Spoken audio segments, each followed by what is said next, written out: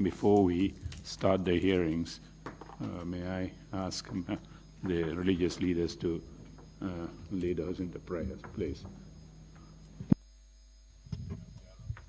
أعوذ بالله من الشيطان الرجيم بسم الله الرحمن الرحيم الحمد لله رب العالمين الرحمن الرحيم مالك يوم الدين إياك نعبد وإياك نستعين إهدنا الصراط المستقيم صراط الذين أنعمت عليهم غير المغضوب عليهم ولا الضالين الله الذي جعل لكم الأرض قرارا والسماء بناء وصوركم فأحسن صوركم ورزقكم من الطيبات ذلكم الله ربكم فتبارك الله رب العالمين هو الحي لا إله إلا هو وحده مخلصين له الدين الحمد لله رب العالمين الحمد لله رب العالمين.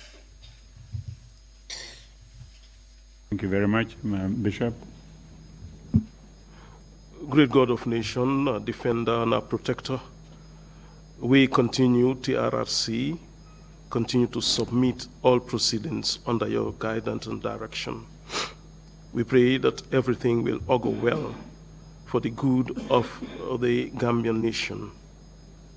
As we continue, Lord, we ask that everything will move on smoothly to your honor and to your glory. This we ask through Christ our Lord. Amen. Thank you all very much. Indeed, before I call on council to take us through the program for the day, may I plead with you all again that you put your phones off or put them on silence as we proceed with our hearings. Council, you have the floor. Good morning, Mr. Chairman. Good morning, Commissioners. We are ready to call our next witness, and Ms. Horeja Balagay would lead today's proceedings. Thank you very much.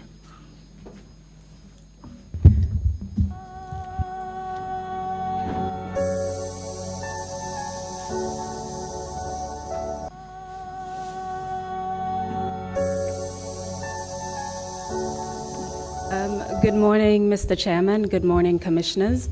Good morning, Mr. Witness. May I ask you to please stand up and take the oath? The usher will assist you with that.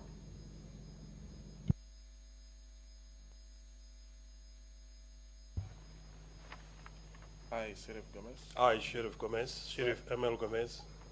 Swear that I'll speak the truth. Swear that I'll speak the truth. The whole truth. The whole truth. And nothing but the truth. And nothing but the truth. So help me God. So help me God.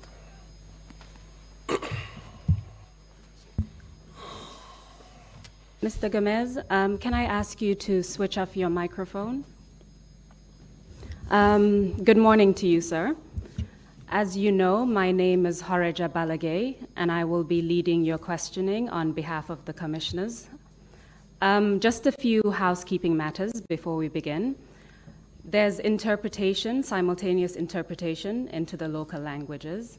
Therefore, I ask that whenever I switch on my microphone, you switch yours off, and I'll do the same when you're speaking. Additionally, if you can just leave a few seconds after I speak so that you can also speak, and the interpretation will flow accordingly. This morning, I intend to start with a few background questions. So I would like to really thank you for making yourself available to the Commission. I will start by asking you some background information about your career. Then after that, we will discuss some of the events surrounding the 1994 coup d'etat. Then we will discuss what, if anything, happened to you, as well as information regarding human rights violations and abuses during that period. And then we will conclude by just hearing from you about your views as a victim, and we'll touch on issues of institutional reform. Yeah? So can you please state your full name? My name is Sherrif ML Gomez. What is your date of birth? 8 May 1960. Where do you live? I live at Bakau, Newtown. Where did you attend primary and secondary school, Mr. Gomez? My primary school started at Bakau, completed in Mohammedan in Banjul. Secondary school at Crab Island Secondary School, then Nusrat High School. After you finished secondary school, what did you do next? I took up employment at a construction company on the Afro-Atlantic, and I worked on the Mustafa Njai as site constructor, site foreman. What year did you start working there? I think it was 1982. And how long did you stay in that position? I stayed there till 83. I joined the Gambia Civil Aviation. And what did you do at the Gambia Civil Aviation? I was recruited as communications, and I was at the communications room at the airport, aviation, at the tower. And how long did you spend with the civil aviation? I was there from 1983 to 86, 87 when I decided to join the Gambia National Army. Do you recall when exactly you joined the Gambia National Army? Yes, I joined the Gambia National Army in January 1987 as intake number 7. What motivated you to join the Army? Well, as a young man at the time, I was, having done about 3 years at communications, it became very boring for me. And sitting up there at the control tower, you keep seeing soldiers coming in, running on the exercises. And I thought, I give it some reflection. Then I had a lot of friends, particularly Abdullah Conte, who was my friend also, and he was in the army. So I got motivation from all this. And I thought this is a sterling service for country. And I decided between 1996-97, when I ultimately joined, that this is what I wanted to do, that I wanted to leave everything and join the service for my country. So you joined in January 1987, is that correct? That is correct. And when you joined, what was your rank? I joined as a soldier, ordinary soldier. I was recruited. I went through recruitment, joined as an ordinary soldier, and went through the rigors of recruitment training, and became a soldier, ordinary soldier in the Gambia National Army.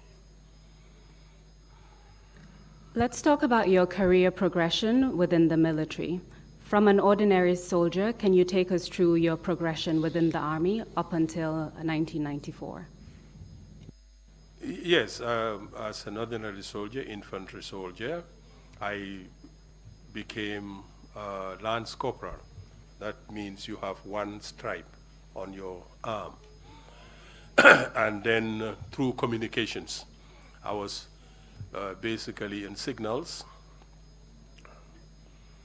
And then between 1987 to 88, I was promoted to, I got my cadet officership and became a cadet officer in September 1988. And then I was prepared for my officer training, which I departed this country in October 1988 for Pakistan Military Academy. Excuse me. How much time did you spend in Pakistan doing this training? The training at officer training at Pakistan Military Academy was 2 years, and we were two in number, myself and Kendeke J.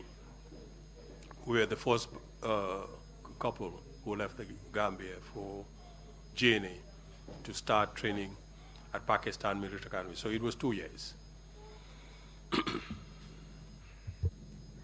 Was it normal to have a training that long, 2 years?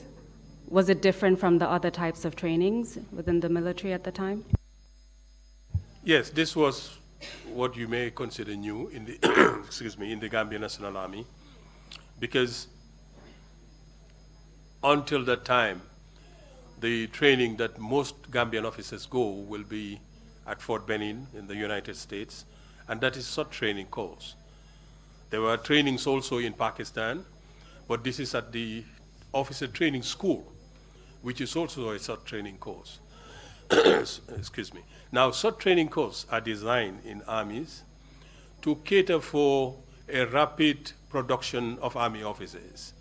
This is necessitated usually when armies have this need because of probably continuous wars, so you need to produce your officers quickly, and then you have this stream.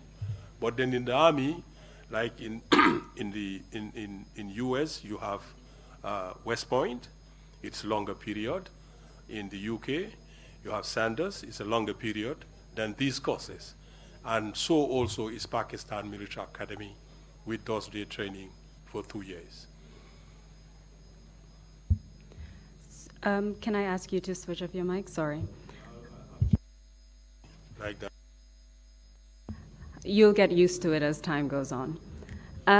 After 2 years in Pakistan doing military training, what happened next? In 90, we returned with both a military commission officer certificate, as well as a BA degree. And this is also a first time in the Gambia Army for officers to be accorded this. Of course, there are other trainings that I went in at Pakistan. I also did my parachute training. I was a parachutist and a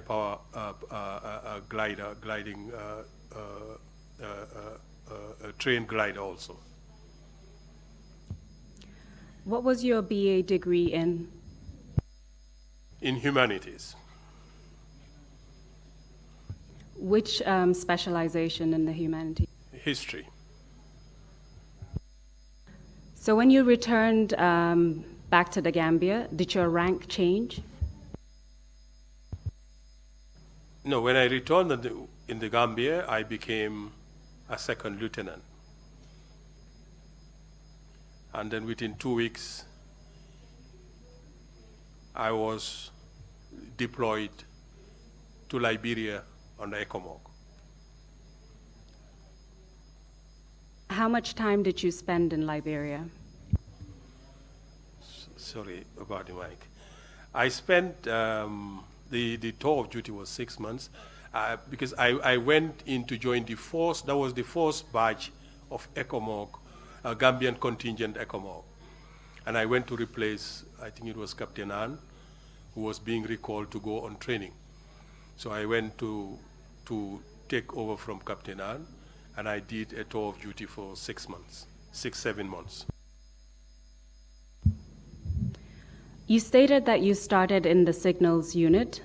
Did you remain in that unit, or did you have other responsibilities? No, I indicated that I joined the Army as an infantry officer. And in that cadre, signals is part of it. So signal is just one unit within an infantry setup, which I did. But I am a trained infantry officer, a field officer, what you may call. Did you change unit after that? Or did you remain as an infantry officer? Yes, changing units is the profession will remain. You will remain an infantry officer, But units in terms of, I became a platoon commander, yes. Later I became a company commander. These are units, but they are still within an infantry corps. That's what I was getting at. Thank you.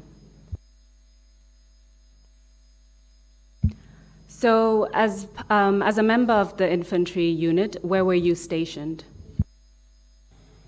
When I returned from Ecomog, I became the battalion training officer at Yundum Barracks, 1 Infantry Battalion. And how long did you remain a training officer? I remained a training officer for quite a period, because after Yundum, at this time there was recruit intake 16, and there were issues that we were having in the training, and I had to be shipped off to Farafenye, where the training school was, to join the training cadre, to train and pass out this recruit intake 16, which I did, and I went to Farafenye and joined Captain Johnson, Jaju, Lieutenant Jaju, and Lieutenant Kendeka J. Do you recall when you went to Farafenye? It's between this period. Dates are getting blurred now, but it's between 91, 92.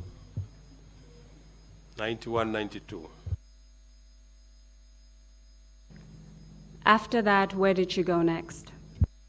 After that, what happened was we had an incident, an accident, which involved Captain Johnson, Lieutenant J, the 3 officers. I was the only one remaining in Farafenye. They were coming back on a weekend off, and they had an accident.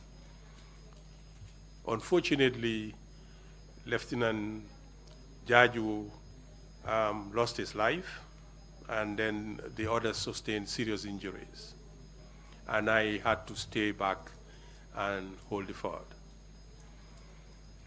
So I stayed there for quite a while, I think until the Nigerian contingent, the NATA, came to take over. Did you stay in Farafenye as a training officer, or did your role change during that time? My role subsequently changed, and then when the Nigerians came, I became the administrative officer tied to the Nigerian CO, commanding officer. It was, I think, Colonel Odinsi. When did the Nigerians come to the Gambia to take over? Like I indicated, I occasionally get blurred on the dates, but it's between this period, because I recall in 1992, later in 1992, I was recalled back to Yundum Barracks, where I became the adjutant of the barracks.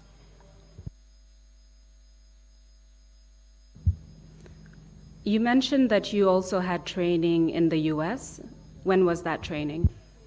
Yes, this was later end of 1990, December 1991 towards 1992. I had to go to the US with Lieutenant Omar Bunbai to do a motor leaders course, that is operating motor, and then we did instructor training as well as a battalion motor officer. So I did 3 courses in the US, in Fort Benning and Fort Knox, Kentucky.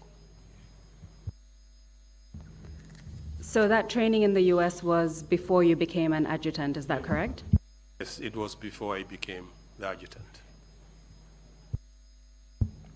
How long did you remain an adjutant? From 1992 to 1994, when the coup happened.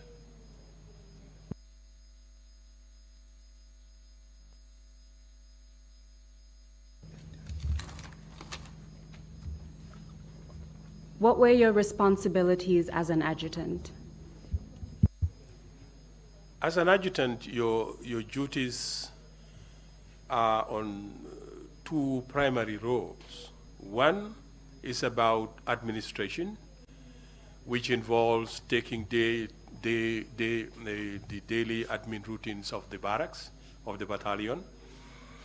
And then it also involves, of course, within that admin role, discipline, because as an adjutant, you're responsible for discipline in the barracks, particularly as it relates to the junior officers, subaltern officers, from lieutenant downwards. And then you're also responsible for all ceremonies that involves the barracks, the battalion. So just so we better understand the position, within the military hierarchy and structure, where would you place an adjutant? An adjutant, in a company setup, you will see probably he's the CEO of the barracks, and then you have the commanding officer as the executive chairman. That's if that will help at all. It does. I want to address the issue of the structure of the Army when you joined. Can you give us an idea of the command structure at the time?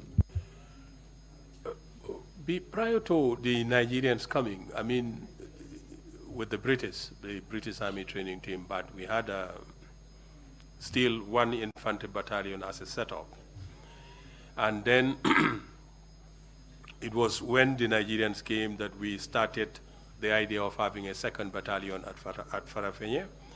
Within the battalion setup, you have the commanding officer, and then in a battalion you have, in some structures, you have 3 companies, each company with a company commander, and 3 platoons, each headed by platoon commanders. So this is the hierarchy. And within this, you have at the top, at the battalion HQ, where you have the company commander, the adjutant as the admin officer, and then you have the deputy commanding officer within that structure, and then below, that's where you now have all the companies headed by company commanders and platoon commanders, and then you have the men and their sections. So when you joined the military, who was the overall commander at the time? When I joined, it was under Colonel Ndaunjai. How long did Colonel Ndaunjai remain overall commander? There was a point when he was retired, and then I think posted out as ambassador. I can't remember dates now, but it was after him briefly. I think it was Mabajo. And then after that, that's when the Nigerians came. And you don't recall when Mabajo became the commander, do you? Not the dates, no. The year, perhaps? I am not sure, because I think it was between the period that I left for studies, because I recall when I came back, it was Maba who was the officer in charge, Mabajo.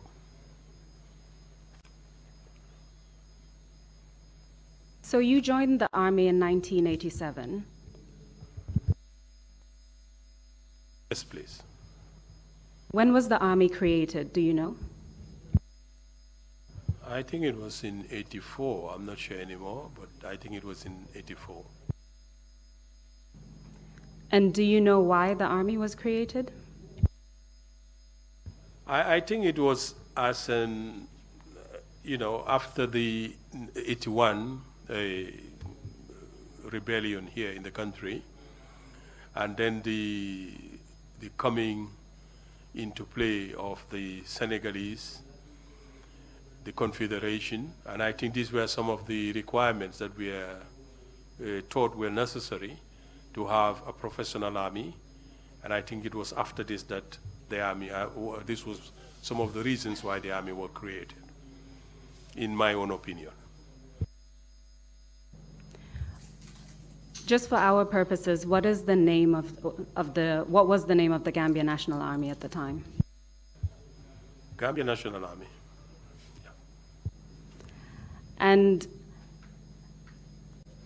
do you know if there was any existing force prior to its creation in 1984? Yes, we had the field force. Prior to that, we had also the other sister agencies, services, the gendarmerie, the police, and all the others. But I think the field force morphed because some of the officers were recruited directly from the field force to start the first core batch of the Gambia National Army. So considering your role as an adjutant, which meant you had administrative responsibilities, were there any administrative challenges at the time prior to 1994? Nothing out of the ordinary of a barracks of that size, that time in the history of the army, and at that time point where we were still within the transition of becoming a professional army, because I think that is one of the critical roles the Nigerian contingent contributed to the history of the Gambia National Army. It was for the first time that the Gambia National Army was structured professionally. So let's talk about that structure. From the time that you joined to when the Nigerians came in, how did the structure of the army change? I think it was one where we were still within this silo of a battalion being the target, but then you have a situation where the battalion keep increasing, and then it still become that very tight pyramid. And then it was only when the Nigerians came that this structure was delineated.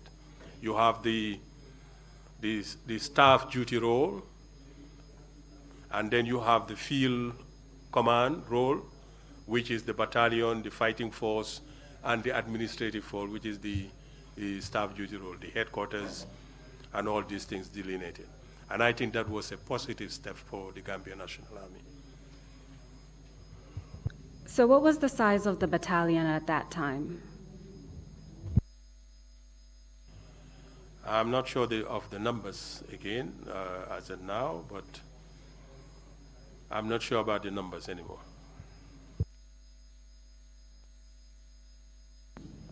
So when the Nigerians came in, they made certain structural changes. What was the reaction of the soldiers to those changes that were implemented? Well, the changes, like I said, came in structuring the army in one infantry battalion, 3 companies, inputting all the officers. Of course, the CEO was the Nigerian. 1 infantry battalion was Odu. He was my CEO. I was adjutant under him. And then you have company commanders. Under the company commanders, you have the platoon leaders. In Farafenye battalion was also the same. Farafenye was all up to this time almost like a skeleton. It was a battalion, a sort of battalion. It was not a full battalion because still those structures are still being developed with recruiting men for Farafenye. But these structures were like that, and then you have the army headquarters created with the staff complement that it requires. And then one other thing that they solved, which was critical again, was the issue of seniority, because that was a problem. At the time, you will recall, like I said earlier, I went to do an officer training course that took 2 years. In this period, you have so many of my juniors who went and came back to places like Fort Benning, short courses, and came back, and we are already commissioned before I returned. And so many other complexities, but this was resolved by the Nigerians. It was also for the first time that we have a military wing, a military police wing, which is a complement, necessary complement for the Army. It was also the first time we have the TACOS, terms and conditions. So all those doctrines which were necessary were never there before. It was with the advent of the Nigerians that these things were created. So the Nigerians came in and conducted a number of changes within the army. You said the overall army was led by a Nigerian. Did Gambians hold command positions at the time? Yes, Gambians hold command position because in the battalions, you have the commanding officer, the Nigerians, but the company commanders are Gambians. The platoon commanders are Gambians. Below platoon level, which is also command positions because you have section commanders, they're Gambians. So yes, Gambians had command positions. Were there senior Gambian officers at the time prior to the Nigerians coming in? Yes, there were. There were people like Mabajo, people like Chris Davis. There were so many other captains and majors. But then what these reforms, restructuring did also, was that most of these officers had to fill so many other various positions. For the first time, not only field offices to be filled, but field offices had to be filled, as well as staff duty offices. Meaning that many officers would also be at the headquarters in Banjo, doing staff duty offices. So what was the role of commanders who were in, senior military officials who were in high positions such as Mabajo? What happened to them after? Maba, I'm not sure later whether he was retired or because I think there was an issue between Maba, Omar Faye, or things like that. I'm not too clear anymore. But I think there was some sifting. This is all I can recall at the time. This is all I can recall at the time. I'm not sure anymore. So you said Gambians were in charge of company commanders as well as platoon commanders. Yes. So was a company commander the highest position that Gambians held at the time? In field positions, yes, because the battalion commanders were Nigerians. But on staff duties, you have senior officers who were also there. And may I just add, these are complements in the army. These are one and the same. And an army structure, take these two to make a real army structure. Indeed, but considering that the highest positions for field positions were company commanders, how did the soldiers react to that kind of restructuring? I don't think there was any untoward reaction to this because this was necessary. Your position or your appointment depends on your rank. The rank you have will determine where you are. And I think this was what was done. So just for our understanding, do staff duties include command positions? No, as a staff officer, you don't have command. When the only time you have command is when you have troops under you.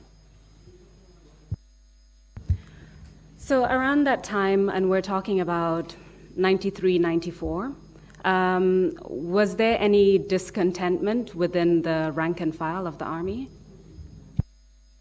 Well, I know this issue of discontentment keeps coming and reappearing all the time based on various people and their explanation.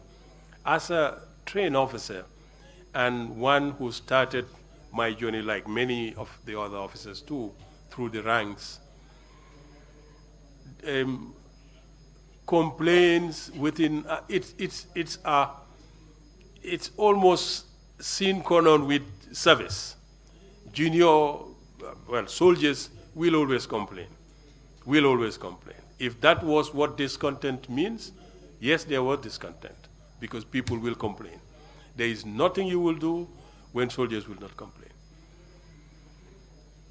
So what kinds of issues did soldiers complain about? I'm not sure whether these were really of any serious issues at all. In my perspective, I don't think so at all.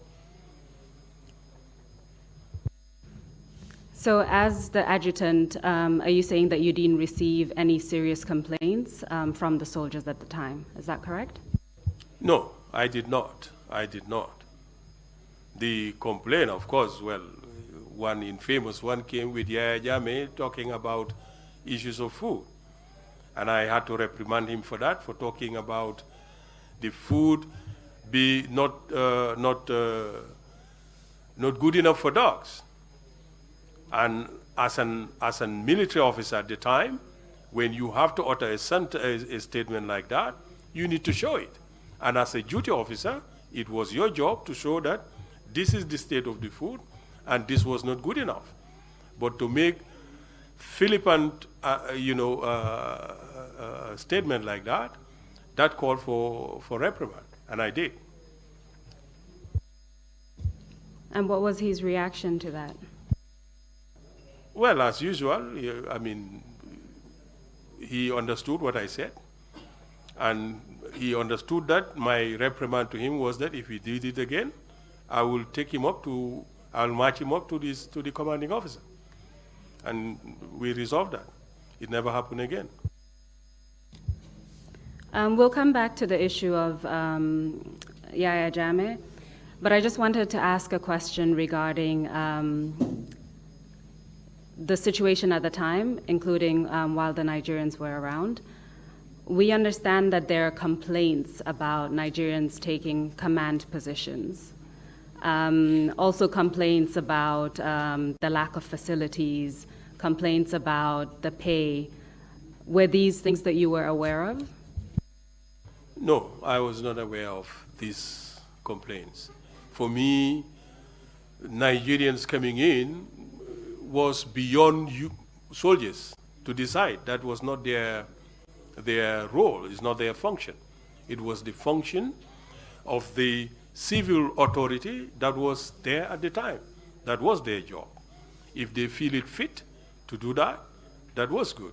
Because the British were here, they didn't have command role. But we all know the influence that they held at the time. The advices that they give, the control that they had, that was there. But yes, for me, Nigerians coming in, I think was a blessing in disguise for the army. So speaking of the civilian authorities at the time, were you aware of any kinds of discontentment regarding corruption in relation to the PPP, that there were allegations of corruption? Well, as a trained military officer, it was not my business to understand what corruption PPP government was doing. My job was a trained soldier.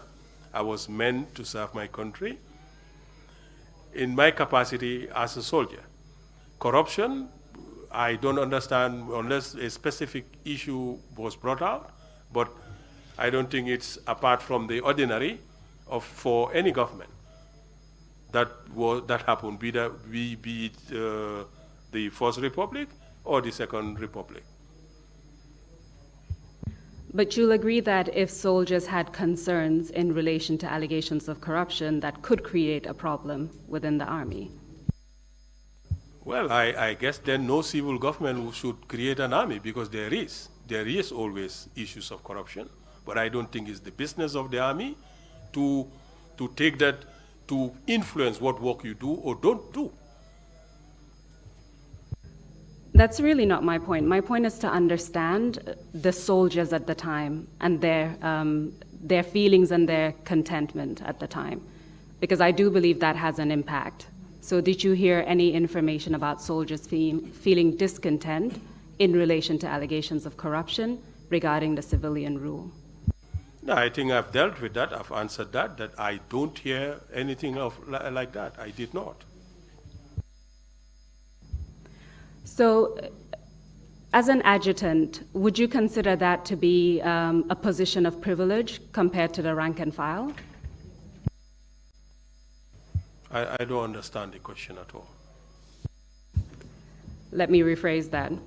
As an adjutant, are you in a better position in terms of benefits and salaries and the like compared to a rank and file? Well, I mean, if you want to ask me whether a CEO in a company is paid better than ordinary staff, I mean, the answer is obvious. But that's not the point. I did not get, or there is no remunerative benefit as an adjutant. Where you were paid was your rank, what rank you held, and what's the salary scale. That is the difference. What I'm trying to get at is, in your position, you may not have been aware of the feelings of soldiers at the bottom, because at the end of the day, we are asking questions based on the type of evidence and information we receive. So I'm trying to understand, in your position as an adjutant, whether you would have been as well informed about the sentiments further down the chain. Yes, on two counts. One, I was, before being an adjutant, one, a soldier, two, a platoon commander, a company commander, so I had rapport with soldiers. Two, as an adjutant, and in a military setup, you have a chain of command. That's why the men are grouped in platoons and in sections, and they have platoon commanders. The chain of command dictates and demands that every day you are in touch with your men, and this information needs to be filtered out. That is the command and information flow in an army. So this idea of discontent or disconnect doesn't exist, because it is the responsibility of every command at any level to filter this information up and down. So this idea of disconnect is not there at all. I understand your opinion. Was there any mechanism in place, apart from information flowing through the chain of command? Was there a mechanism that would allow you to assess and gauge the sentiments of the soldiers? Was there some kind of survey, for instance, that was conducted within the army at the time? Well, if you say survey, I don't understand, because survey is not a military, well, at least at our level, is not a military practice. But one of the most effective forms of gauging this is the fact that every day all troops will muster, all their commanders will be there to understand what they are doing, where they are, what is affecting them, and then bring this up. This, I think, is the most effective, and it happens every day on a daily basis. So is it your suggestion that all was well in the army between 93 and 94? Is that correct? No. I didn't say that. I am not saying, what I'm saying is, I don't think there was anything out of the ordinary to warrant this so-called discontent. Well, let's come to the challenges or issues within the Army around that time. In your opinion, what were some of the issues at the time or challenges that you faced? Well, the Gambia National Army was in transition. We didn't have so many things that were required, be it all the wherewithals of training, be it the equipments, be it the full-fledged structures that keep an army ecosystem well-groomed, well-oiled. There were so many things that were missing. Indeed, there were so many things that were missing. No, it was not everything that was available, no. So let's talk about military intelligence, for instance. Did the Army have its own military intelligence unit? Yes, the battalion had one at the time. Can you tell us about the unit? Who led the unit and how did it function? Well, a battalion intelligence unit concentrates on the battalion and what it picks up, what it understood. And the officer responsible, I think, was either Biran Sen or Cherno Jalo. I'm not sure between these two, but these were the people responsible. And they report directly to, they were obligated to report directly to the commanding officer, the CEO. And I think as far as the structure is concerned, from the CEO and with the CEO, all other officers get information as to what is happening or what is not happening. Do you recall the ranks of Biran Sen and Cher? Yes, I think they were lieutenants. I'm not sure whether, but I think they were below me or just lieutenants or second lieutenant, around that level. Did the Army receive intelligence or collaborate with other intelligence units in other agencies at the time? Well, that's what is supposed to exchange of information and intelligence. But then you will understand that these are at a different level.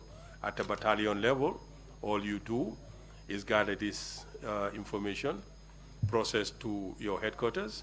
It is the headquarters now, as an army, as a service setup, that exchange information between them and other sister agencies, sister services.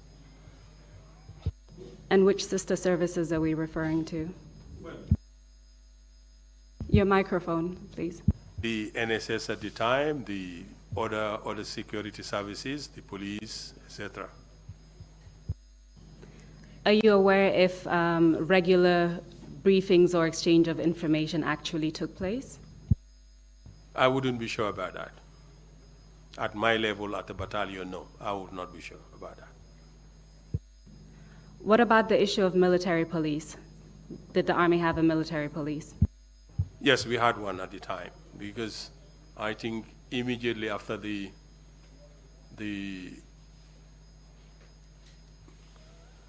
disbandment of the gendarmerie, that we had some of them coming in as the military police, others went to the police to serve. And around 1993, 1994, who was in charge of the military police? I think it was Yahya Jammeh and Sadibu Haidara. No, or Sadibu Haidara was a platoon commander also, but I know it was Yahya Jammeh. And what was Yahya Jammeh's rank at the time? The lieutenant, 2 stars.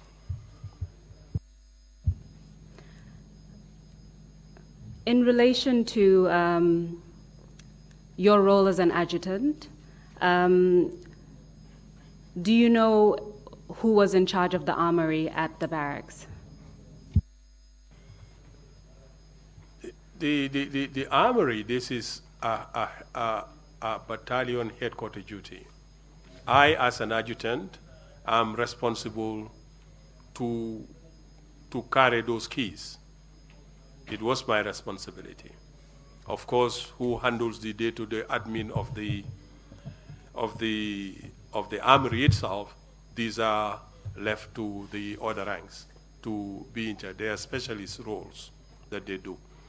But it means every day they will come in the morning and get the keys from me to go and start their work. Every day also, at the end of the day, they will bring back the key to me to keep for safekeeping. And just to ensure that it's clear for the record, which barracks are we referring to? 1 infantry battalion at Yundum Barracks. So still focusing on the period 93-94, what types of weapons did the Army have at the time? The usual battalion army stuff, rocket launchers, RPGs, LMGs, machine guns, AK-47s, etc.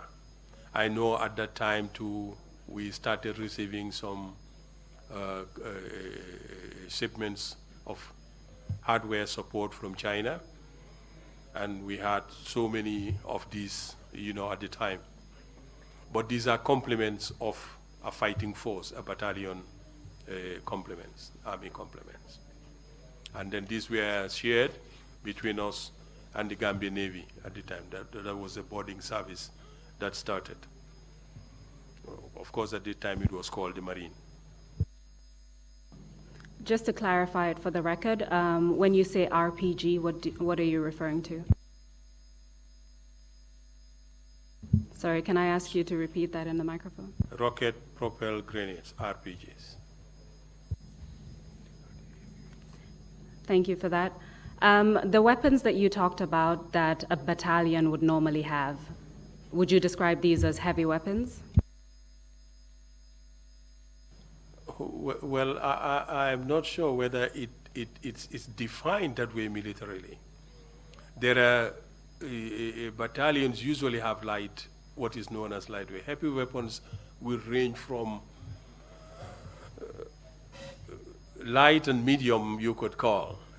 Some heavy weapons, because this will be the complements of this thing. I know these things are coming from sister services who don't have this table of equipment usually with them.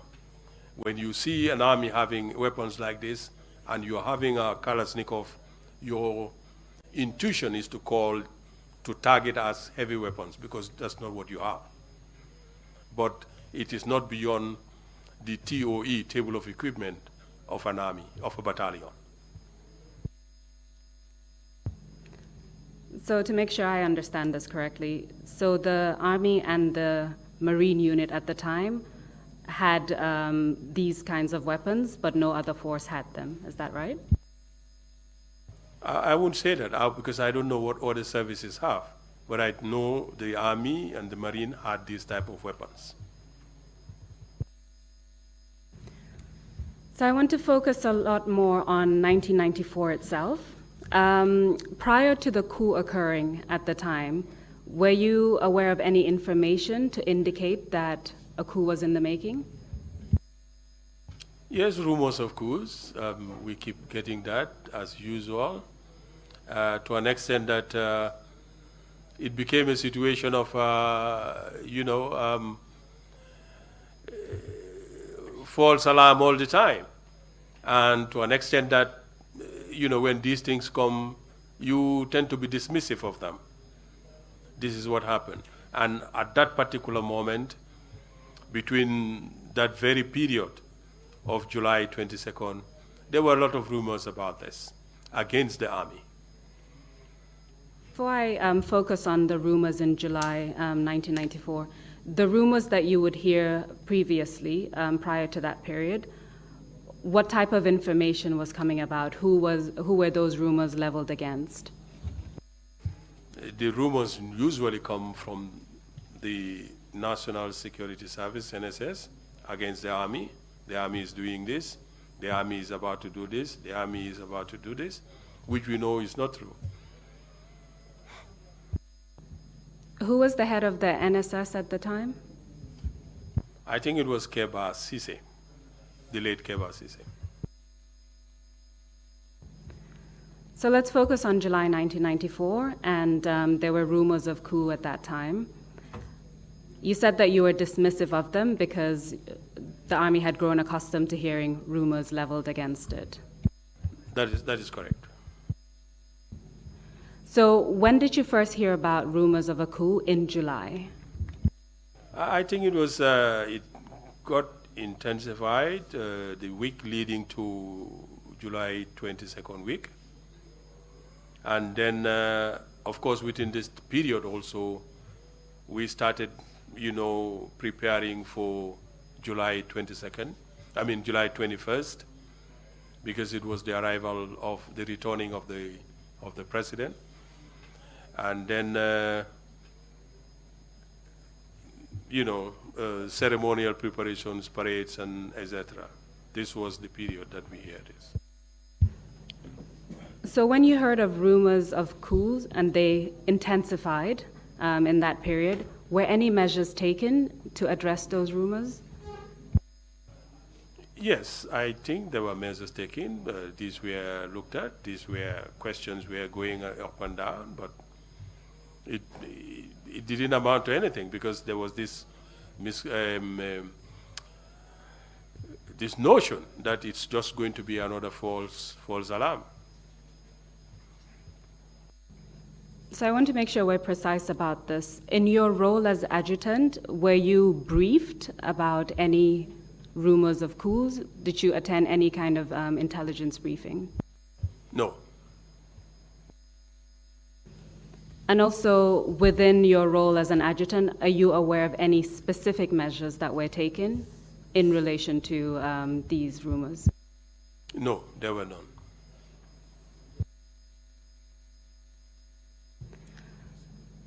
So the rumors were, you dismissed the rumors at the time. What happened next?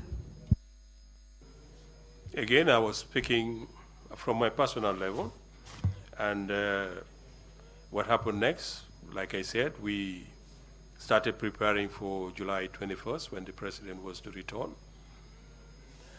Within this period also, the troops were also started to get organized for the training with the American Marines who were in place to conduct training on July 22nd.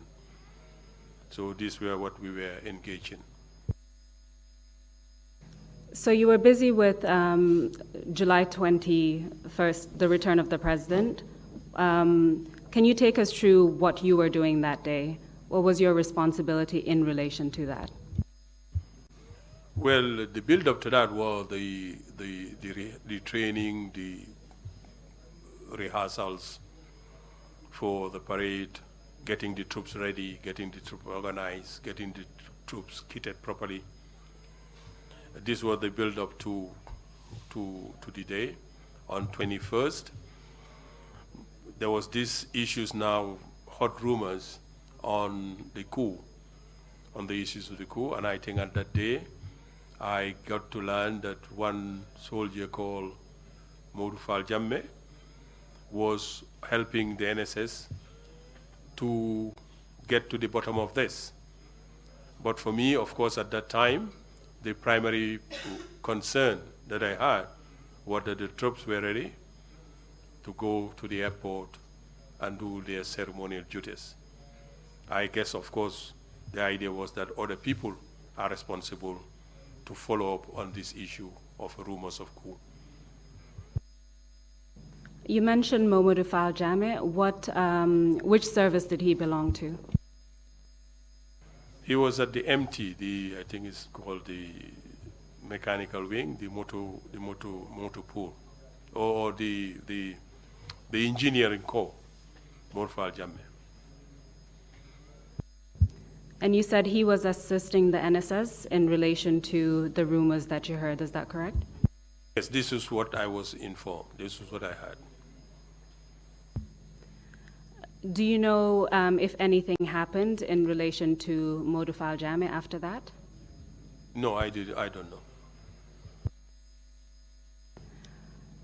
So we're still on the day that the president is arriving. You're busy with the parades, preparing for his arrival. Did you go to the airport? Yes, as an adjutant, I went to the airport. Can you tell us what happened at the airport? Prior to going to the airport, because of these issues of the rumors, I told the Nigerians, the commander thought it would be prudent for him or for the men to be searched at the barracks first. And I thought that was serving the purpose that we are confident, or we should be confident, that there is no attempt at any time from this side. So the troops were searched. Of course, these are drills that you do. The weapons are searched, and everybody was also searched whether there was any ammunition or not on anybody before going to the airport. Were the soldiers told why they were being searched at the time? Yes, they were informed that there are rumors going on, that there was this situation, and that is why we're doing this, to prove that we have nothing to hide, to prove that we are clean. And then if we go to the airport, that should be done, again, so that everybody knows that there is nothing untowards. They were told. So who conducted the search? You mentioned the Nigerians, is that correct? Yes, the parade commanders and everybody was there. So after the soldiers were searched, you mentioned that they were told that a similar thing would occur at the airport. Did it in fact occur? Yes, when we went to the airport, we did the same was done. You cock rifles to show it's clean, check the magazines, and that was done. Do you recall where that was done? When you're doing a guard of honor at the parade ground, at the airport, that is where exactly it was done, and that's where it should be done. When the troops are already paraded, then you do that so that nobody else move outside the parade. And was that visible to other persons who were present, meaning the public? Yes, I think it was designed specifically for that, because if you are content that these are rumors, that there is nothing untowards to it, you have conducted one at the barracks to prove this. When you're doing it at the airport, you're trying to show anybody who was there, anybody who was peddling these rumors, that this is not the case. This is where we are, and this is us with our rifles cocked, inspected, that is they're clean and there's nothing to it. Which groups were searched at the airport? I don't understand what you mean when you say groups. You mentioned that the army was searched at the barracks. When you got to the airport, were there other groups present, any other forces present, apart from the army? The main troops that goes to the airport are the force that is doing the ceremonies. Of course, you have you have the military police. These are individual. These are not groups of troops. These are individual, 1, 2, few of them, because of the dignitaries they are around. Yes.